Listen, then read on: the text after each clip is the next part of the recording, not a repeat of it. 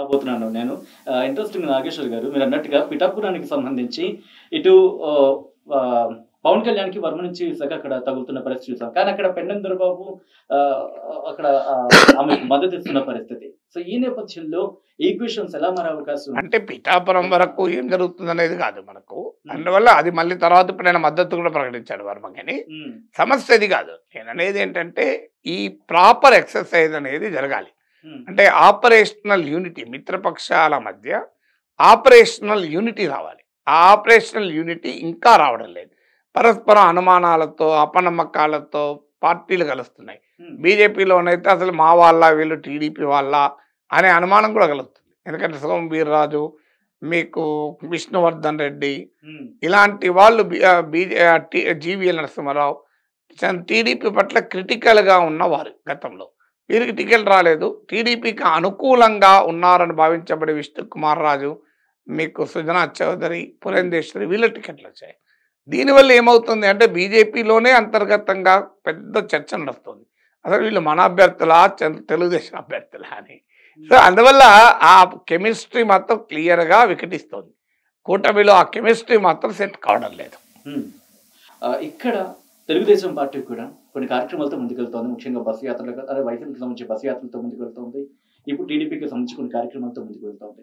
వీటిని ఎలా చూస్తారు? ఇవేమైనా ఇంపాక్ట్ చూపించే అవకాశం ఉంటుందా? ఇంపాక్ట్ ప్రతి ఈవెంట్ను మనం కొలవలేము ఇంపాక్ట్. హ్మ్. కానీ ఓవరాల్గా ఎన్నికల ప్రచారం మనకు అర్థం కావాల్సింది ఏంటంటే హ్మ్. వైసీపీ ఏమో జగన్మోహన్ రెడ్డి ప్రభుత్వము అనుసరించిన పథకాలు వీటిని ప్రధానంగా చేసుకొని నా ప్రభుత్వం ఇంకో ఈ పనులు చేసింది, మీరు ఓటేయండి అని జగన్మోహన్ రెడ్డి తన ఎన్నికల సభల్లో పదే పదే చెప్తున్నాడు. హ్మ్. కోర్స్ అదే సమయంలో టీడీపీ పైన జనసేన పైన విమర్శలు చేస్తున్నాడు. సహజంగా ప్రత్యర్థులపైన విమర్శలు లేకుండా ఎవరి ప్రచారం ఉండదు. హ్మ్. కానీ ప్రధానమైన ఫోకస్ జగన్దోమో తన ప్రభుత్వము, తన పథకాలు, సంక్షేమము వీటిని పైన కేంద్రీకరిస్తున్నారు. అయితే అభివృద్ధి జరగలేదు అన్న భావన తనకు నష్టం కలిగిస్తుందని గుర్తించి ఈ మధ్యకాలంలో సంక్షేమం అన్న పదం మాత్రమే వాడతలేరు. సంక్షేమంతో ఇంటింటి అభివృద్ధి అన్న పదం వాడుతున్నాడు. హ్మ్. సో అందువల్ల ఆ పొలిటికల్ ఆ పర్సెప్షన్ మార్చాలి అనేటువంటి ఒక లక్ష్యంతో టీడీపీ, జనసేన, బీజేపీ కూటమిలో వాళ్ళ ప్రధానంగా చెప్పుకుంటున్నది హామీలు అవి చెప్తున్నా జగన్మోహన్ రెడ్డికి ఎందుకు ఓటు వేయకూడదో చెప్తున్నారు. హ్మ్. అదొక్కటే సరిపోదు. ఇప్పుడు ఎప్పుడైనా ప్రతిపక్షంలో ఉన్న వాళ్ళు సహజంగానే అధికారంలో ఉన్న వారిపైనే టార్గెట్ చేసి క్యాంపెయిన్ చేస్తారు. అధికారంలో ఉన్నవారు తమ ప్రభుత్వం గురించి చెప్పుకుంటారు. హ్మ్. అందులో తప్పులేదు. కానీ కేవలం జగన్మోహన్ రెడ్డికి ఎందుకు ఓటు వేయకూడదు చెప్తే సరిపోదు. ఇప్పుడు దేశంలో కూడా ప్రతిపక్షాలు చేస్తున్న ఏంటి, మోడీకి ఎందుకు ఓటు వేయకూడదో చెప్తున్నారు. ఇండియా కూటమికి ఎందుకు ఓటు వేయలేదో చెప్పలేకపోతున్నారు. హ్మ్. అది కన్విన్స్ చేయలేకపోతున్నారు. మాకెందుకు ఓటు వేయలేదని చెప్పకుండా ఎదురువాడికి ఎందుకు ఓటు వేయలేదు అని చెప్పేది నెగిటివ్ క్యాంపెయినింగ్. ఈ నెగిటివ్ క్యాంపెయినింగ్ అన్ని సందర్భాల్లో సక్సెస్ కాదు. బాగా ప్రజా వ్యతిరేకత ఉన్న సమయంలో ఎవడన్నా కానీ అధికారంలోకి రాని, వీళ్ళు మాత్రం రాకూడదు అని 1977లో ఎమర్జెన్సీ టైంలో అభిప్రాయం ఉండేది. హ్మ్. అలా ఎలా బలమైనటువంటి అభిప్రాయం ఉన్న సమయంలో తప్ప సాధారణంగా ఫలానా వాళ్ళకి ఎందుకు ఓటేయకూడదని చెప్పడంతో పాటు అది చెప్పాలి, చెప్పకూడదని కాదు, కానీ నాకెందుకు ఓటేయాలో కూడా చెప్పాలి. హ్మ్. అంటే చంద్రబాబు నాయుడు పాలనలో ఇంకా ఈ మంచి జరిగింది, ఈ చంద్రబాబు నాయుడు మళ్ళీ వస్తే ఈ మంచి జరుగుతుంది అని చెప్పగలగాలి. అది వీరి టీడీపీ, జనసేన, బీజేపీ క్యాంపెయిన్లో దట్ ఈస్ మిస్సింగ్. హ్మ్. మీరు చిలకలూరుపేటలో మోడీ ఉపన్యాసం మొత్తం తీసుకోండి.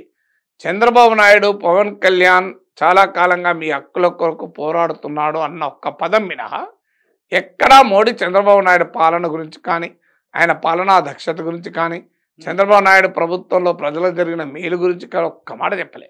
ఎందుకు చెప్పలేకపోతున్నాడంటే 2000 ఎన్నికల్లో మోడీనే తిట్టాడు, చంద్రబాబు పోలవరం ఏటీఎంగా మార్చుకున్నాడని. సో అప్పుడు పోలవరం ఏటీఎంగా మార్చుకున్నాడన్న మోడీ ఇప్పుడు పోలవరం ప్రాజెక్టును 70% పూర్తి చేసిన మహనీయుడు చంద్రబాబు అని అనలేడు కదా. హ్మ్. సో అందువల్ల మోడీ కొమ్మ ఆ ప్రాబ్లం ఉంది. టీడీపీ అయినా చెప్పుకోవాలి, మీకు ఆ పని చేయడం లేదు. ఇప్పుడు మీరు ఈవెన్ అమరావతి చుట్టూ కూడా హ్మ్. క్యాంపెయిన్ లేదు మీరు గమనిస్తే. అవును. ఎందుకు లేదంటే మరి అమరావతి వల్ల ఓట్లు రావనుకుంటున్నారు నాకు తెలియదు, కానీ అంతకుముందు రాజధాని విషయంలో ఎంత చేశారో ఇప్పుడు చేయడం లేదు. అందువల్ల యాంటీ జగన్ క్యాంపెయిన్ మాత్రమే చేస్తున్నారు. యాంటీ జగన్ క్యాంపెయిన్ అన్ని సందర్భాల్లో రిజల్ట్ ఇవ్వదు.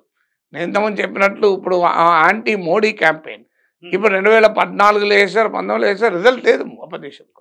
అందువల్ల నెగటివ్ క్యాంపెయిన్ ఒకటే సరిపోదు. పాజిటివ్ క్యాంపెయిన్ చేయగలగాలి. అంటే చంద్రబాబు నాయుడు ప్రభుత్వంలో వస్తే గతంలో ఇది చేశారు, ఇప్పుడు ఏం చేస్తామని. దీన్ని ఆసరాగా తీసుకొని జగన్ చంద్రబాబు నాయుడు ప్రభుత్వం గురించి ఆయన చెప్తున్నాడు. చంద్రబాబు అధికారంలోకి వస్తే చంద్రబాబు పేరు చెప్తేనే వ్యవసాయం దండగా రైతులకు గుర్తొస్తుంది, చంద్రబాబు నాయుడు పేరు చెప్తేనే బషీర్బాగ్లో కాల్పులు గుర్తొస్తాయని ఆయన అటాక్ చేస్తున్నాడు. అంటే చంద్రబాబు పాలన గురించి జగన్ ప్రస్తావిస్తున్నాడు, కానీ చంద్రబాబు ప్రస్తావించడం లేదు. నా 5 ఏళ్ల పాలనలో ఇంకో ఇది జరిగింది, అందువల్ల మాకు ఇవ్వండి అని. ఇప్పుడు మేము అప్పుడు జన్మభూమి కమిటీలు పెట్టి సంక్షేమ పథకాలని బ్రహ్మాండంగా జనం దగ్గర తీసుకెళ్ళాం. అందువల్ల మళ్ళీ అధికారంలోకి వస్తే జన్మభూమి కమిటీలు పెడతామని చెప్పాలి కదా, చెప్పలేకపోతున్నారు. విచిత్రం ఏంటంటే వాలంటీర్ వ్యవస్థను బలోపేతం చేస్తూ ఉంటున్నారు. ఆ వాలంటీర్ వ్యవస్థ పెట్టింది ఎవరు? జగన్మోహన్ రెడ్డి కదా. జగన్మోహన్ రెడ్డి పెట్టిన వాలంటీర్ వ్యవస్థను మేము బలోపేతం చేస్తామని టీడీపీ జనసేన క్యాంపెయిన్ చేస్తుంది. కానీ చంద్రబాబు నాయుడు పెట్టిన జన్మభూమి కమిటీలు బలోపేతం చేస్తాం అంటలేరు. సో విచిత్రంగా ఉంది ఇది. సో జగన్మోహన్ రెడ్డి పెట్టిన వాలంటీర్లను కంటిన్యూ చేస్తామన్నాడు ఏంటి, చంద్రబాబు నాయుడు పెట్టిన జన్మభూమి కమిటీలను మళ్ళీ పెడతామని ఎందుకంటలేరు? అందువల్ల ఆ పాయింట్ చెప్పుకోలేకపోతున్నారు. సో అది మీకు జగన్మోహన్ రెడ్డికి అడ్వాంటేజ్ అవుతుంది. మొదట్లో వాలంటీర్ల పైన ఇష్టం వచ్చినట్టు వ్యాఖ్యానించారు. ఇప్పుడు ఏమంటారు? వాలంటీర్ల పైన మా వ్యతిరేకం కాదు, మేము అధికారంలోకి వస్తే ఇంకా వాలంటీర్ల ట్రైనింగ్ ఇస్తాం, జీతాలు పెంచుతాం అంటున్నారు. సంక్షేమ పథకాల విషయంలో కూడా జగన్ను టీడీపీ మొదటి నుంచి టార్గెట్ చేస్తూ వచ్చింది. ఇప్పుడు అంతకన్నా ఎక్కువ పథకాలు అమలు చేస్తూ ఉంటున్నారు. అంటే మరి అనే ప్రశ్న ఆటోమేటిక్గా అంటే జగన్ అమలు చేస్తే, పథకాలు అమలు చేస్తే శ్రీలంక అయితే ఆంధ్రప్రదేశ్, చంద్రబాబు నాయుడు పథకాలు అమలు చేస్తే అమెరికా ఎట్లా అవుతుందని అక్కడ ఒక మాట చెప్తున్నారు, సంపద సృష్టిస్తామని. But that cannot convince the people. అందువల్ల ఆల్టర్నేట్ డిస్కోర్స్ అంటే తమకెందుకు ఓటు వేయాలి అనేది కూటమి చెప్పుకోక జగన్ను ఎందుకు ఓటు వేయకూడదు, ఇంకో జగన్కు ఓటు వేయద్దు, మేము అధికారంలోకి వస్తే జగన్ కన్నా ఎక్కువ పథకాలు అమలు చేస్తాం, మేము అధికారంలోకి వస్తే జగన్ కన్నా వాలంటీర్లు ఇంక ఎక్కువ చూసుకుంటాం అనేటువంటి జగన్ రెఫరెన్స్ పాయింట్గా తీసుకుని క్యాంపెయిన్ చేస్తాను. టీడీపీ జనసేన చేస్తున్న పెద్ద పొరపాటు అది. చంద్రబాబు నాయుడు రెఫరెన్స్ తీసుకొని క్యాంపెయిన్ చేయాల్సింది జగన్మోహన్ రెడ్డి రెఫరెన్స్ తీసుకొని క్యాంపెయిన్ చేస్తే జనం ముందు ఫండమెంటల్ క్వశ్చన్ ఏంటి, చంద్రబాబు నాయుడును మరోసారి మళ్ళీ ముఖ్యమంత్రి చేయాలా, జగన్మోహన్ రెడ్డి కంటిన్యూ చేయాలా అనేది కదా. చంద్రబాబు నాయుడును మరోసారి ముఖ్యమంత్రి చేయాలి అన్న భావనను ప్రజలకు తీసుకెళ్ళకపోతే టీడీపీ జనసేనకు ఎట్లా ఓట్లు పడతాయి? నాగేశ్వర్ గారు, ప్రస్తుతం జరుగుతున్న ఈ పరిణామాల ప్రకారం చూసుకుంటే ముఖ్యంగా చంద్రబాబు ఇందాలు అన్నట్టు కేవలం జగన్ టార్గెట్ గానే వెళుతున్నారు అనే మాట వినిపిస్తున్న నేపథ్యంలో బెడిసికొట్టే అవకాశం ఉందా, లేకపోతే ఇంకా వ్యూహాత్మకంగా ముందుకు వెళ్లాల్సిన అవసరం కనిపిస్తుంది? అంటే జగన్ టార్గెట్ కాకపోతే ఎవరు టార్గెట్ ఉంటారు? సచిన్ టార్గెట్ ఉంటారు, నాగేశ్వర్ టార్గెట్ ఉంటారు. ఇప్పుడు వాళ్ళు పోరాడేది ఎవరి మీద అంటే జగన్మోహన్ రెడ్డి మీద పోరాడుతున్నారు. జగన్మోహన్ రెడ్డి టార్గెట్ చేయకుండా ఎవరిని టార్గెట్ చేస్తారు? అంటే సంక్షేమ పథకాలు మేము వస్తే అంటే జగన్మోహన్ రెడ్డిని టార్గెట్ చేయడమే తప్పదు వాళ్ళకు, కానీ అది ఒక్కటే సరిపోదు అంటున్నాను. జగన్ అది ఎప్పుడు పనికొస్తుంది అంటే ఆల్టర్నేటివ్ మాకు సంబంధం లేదు, వీళ్ళు మాత్రం ఉండకూడదు అని తీవ్రమైన ప్రజా వ్యతిరేకత ఉన్నప్పుడు ప్రజలు ప్రత్యామ్నాయంతో సంబంధం లేకుండా ఓట్లేస్తారు. 77లో ఆ ఉదాహరణ ఇచ్చింది అదే. ఎమర్జెన్సీ అనంతరం ఇందిరాగాంధీ అధికారం ఉండదు, ఎవరన్నా ఉండలేదు మాకు అనవసరం అనే దశలో ప్రభుత్వం పట్ల వ్యతిరేకత ఉంటే అప్పుడు ఆ స్ట్రాటజీ పనికొస్తుంది. ఇప్పుడు అది పాక్షికం. జగన్ టార్గెట్ చేయకుండా టీడీపీ జనసేన క్యాంపెయిన్ ఎలా ఉంటుంది? కంపల్సరీ టార్గెట్ చేసుకోవాల్సిందే. జగన్ చంద్రబాబు చేయాల్సిందే, చంద్రబాబు జగన్ చేయాల్సిందే. కానీ అదొక్కటే సరిపోదు, తమ ప్రభుత్వ హయాంలో ఏం జరిగిందో కూడా చెప్పుకోవాలి.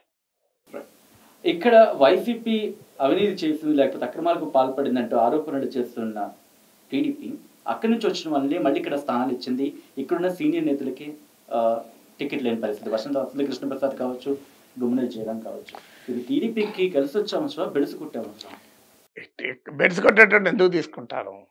వాళ్ళకు ఉపయోగపడతా అనుకుంటే తీసుకుంటారు కదా. ఇక రాజకీయ పార్టీలు ఏముంది, టీడీపీ వాళ్ళని వైసీపీ తీసుకుంటలేదా? ఈ పార్టీ వాళ్ళు ఆ పార్టీ వాళ్ళని తీసుకుంటారు, ఆ పార్టీ వాళ్ళు ఈ పార్టీ వాళ్ళు తీసుకుంటారు. కానీ ఆ పార్టీ దూషించిన పార్టీ కదా టీడీపీ వాళ్ళను వైసీపీ దూషించలేదా? మళ్ళీ వాళ్ళు వస్తే తీసుకుంటలేదా? సో ఎవరు వస్తే తీసుకుంటలేదు నాకు చెప్పండి. ఏ పార్టీ అయినా అంతే. తెలంగాణలో ఆంధ్రాలో జరిగేది అది. ఒక పార్టీలో ఉన్నప్పుడు దూషిస్తారు, మళ్ళీ వాళ్ళనే మళ్ళీ తీసుకుంటారు. అదేమి ఒక పార్టీ స్పెసిఫిక్ ఫినామినల్ కాదు కదా. Right, thank you so much Nageshwar garu ఆర్టీవీతో జాయిన్ అయ్యి ముఖ్యంగా ఆంధ్రప్రదేశ్కి సంబంధించి రాజకీయ పరిణామాలు ఏ విధంగా ఉండబోతున్నాయి, ప్రస్తుతం జరుగుతున్న పరిణామాలకు సంబంధించి మీ విశ్లేషణ అందించినందుకు థ్యాంక్ యూ.